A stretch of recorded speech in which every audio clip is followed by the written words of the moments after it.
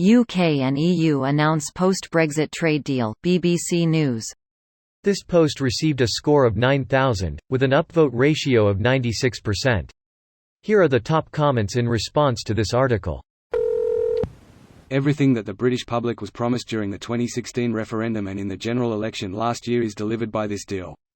This will be very interesting. Greater than, everything that the British public was promised during the 2016 referendum and in the general election last year is delivered by this deal. I find that hard to believe.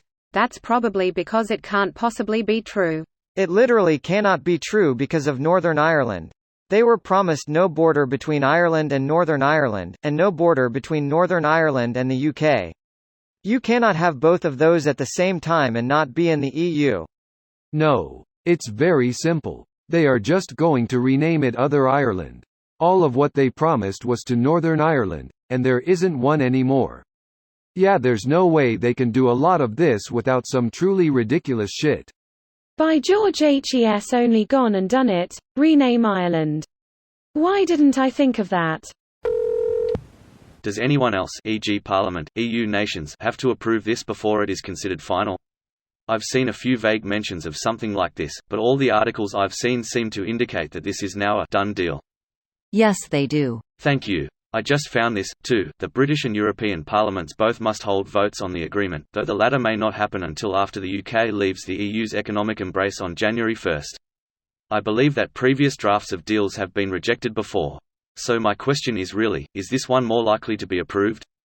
If so, why? Johnson has a large majority in Parliament, so it will probably pass the UK Parliament, and the EU is just glad there is a deal at all, so it will probably pass there too. But it will not happen before 1 Jan. Because there just isn't enough time. So some parts of the deal will already be in operation on 1 Jan. And the parliaments will give their approval later, or their rejection. UK is voting for it before the end of the year, and the opposition Labour Party have said they will support it. I have a small home business selling craft supplies, and my main wholesaler is a factory in Poland.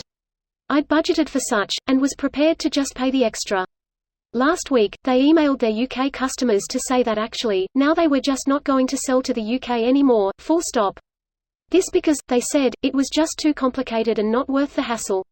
I think this is exactly the concern of many businesses in the UK. The red tape introduced by this deal will only become apparent come January. The regulatory hurdles, checks and compliance certificates companies need are now doubled, and this means double the cost for firms. I am sorry to hear about your difficulties. Hopefully the years ahead will see less friction in trade with the EU, but what we have done here is effectively drain all the oil out the car and turn the engine on.